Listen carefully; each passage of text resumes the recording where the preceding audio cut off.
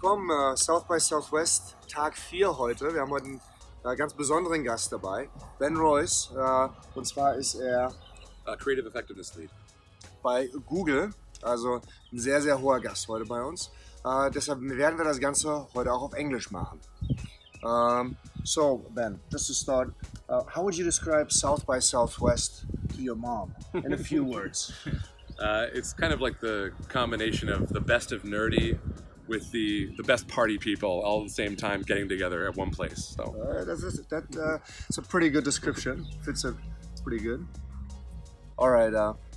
So, me as a creative, what I was wondering about, how can data and artificial intelligence help before the creative process? So how can we enhance the briefing or the start of the creative process with it?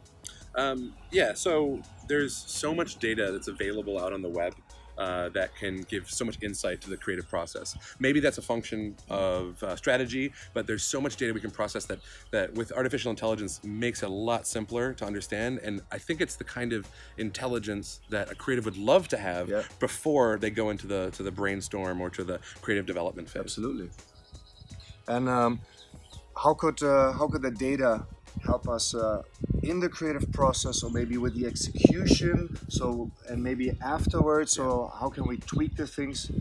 So this is what I spend most of my time on, is finding things and reducing the time to insight so that we can make adjustments to either creative or to targeting to make that campaign effective midway or right in the beginning, what we call pre-testing, and then developing a list of things that worked and didn't work after the fact so that we can kind of codify that and put that in one place so that people know what works and what doesn't. So you just said targeting, and from media agency perspective, I'd like to know, where do you see the greatest benefit for us as a media agency in terms of use of artificial intelligence? Yeah, the machine learning and AI are really, really good at right now helping with attribution and understanding measurement after a campaign.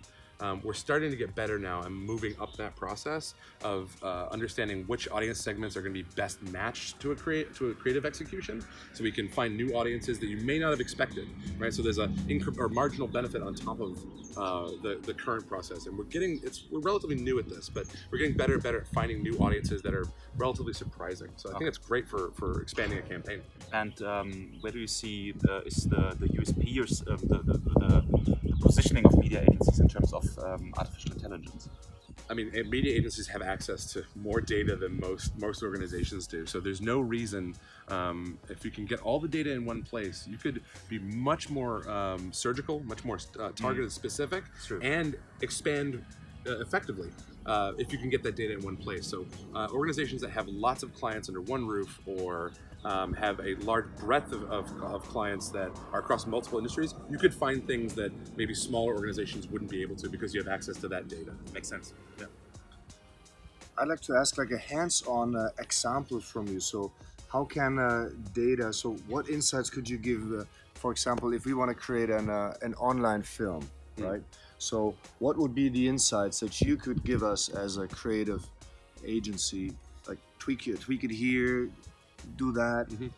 There's lots and lots of data on the web that's open, that's available for free, that can be mined. So using things like natural language processing to understand reviews on e-commerce sites, or looking at YouTube comments. You can do that and be able to read hundreds of thousands, if not millions of comments that no human could do, and then find aggregate insights and say, there's a lot of people feeling about this, about a product or a brand or a category, and provide that to an agency saying, maybe how people respond to the apparel group. These are the trends that are up, these are the trends that are down, here's how they feel about that. And that data is all available. It's just a question of processing it. Could you go even that far to tell me like a lighter shot works better than a darker shot, or an angle works better than a certain angle, or faces work better than objects? We've seen this in creative effectiveness. We spend most of our time on YouTube, and what we're doing now is trying to figure out what retains audiences the best. And now, thanks to AI, we can actually see that's a dark shot, that's a light shot, and say, on average, in this category,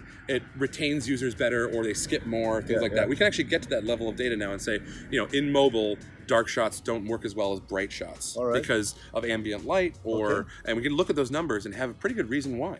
Okay. So I think a lot of clients are watching this as well, and my question would be, what would you recommend to the clients how to integrate artificial intelligence into the planning process with creative and media agencies to make the best out of it? I mean, I'd love to see an environment where data scientists can work hand in hand with creative in like a triangle of data science, creativity, and strategy. And they should be working cross. Maybe it's cross agency. Maybe it's with client. I mean, a lot of clients have their own intelligence that needs to be baked into that process. So I'd love to see that kind of triangle working together seamlessly, because they're different types of skills and different types of intelligence. And they all deserve respect. I think working together nicely is probably the perfect scenario. Okay. And last question, how do you see the future of artificial intelligence and data for our industries and for our clients? I mean, one of the great things about artificial intelligence is its ability to process incredible amounts of data and bring it down to a simple level. The future, hopefully in the advertising and marketing space, is where that intelligence is applied after a campaign every time. It's put into a world where everyone can share it and learn it in like a feedback loop, where post-campaign analysis gets handed to the new campaign, so they know what has worked and what hasn't, and they're using the power of artificial intelligence to do that at massive scale. That's the future, I think, and that world is not that far away. All right, then I tricked you. There's one more question. So, do you believe artificial intelligence can be creative and take over my job? I don't think so. Artificial intelligence is artificial, and it learns from what we provide it. So if you're truly creative and you come up with something that's net new or something that's sort of never been seen before, there's no way we can do that, because we can't teach it to do that because it's never been done. Right. So I'm safe. You're safe. You're totally safe. Okay.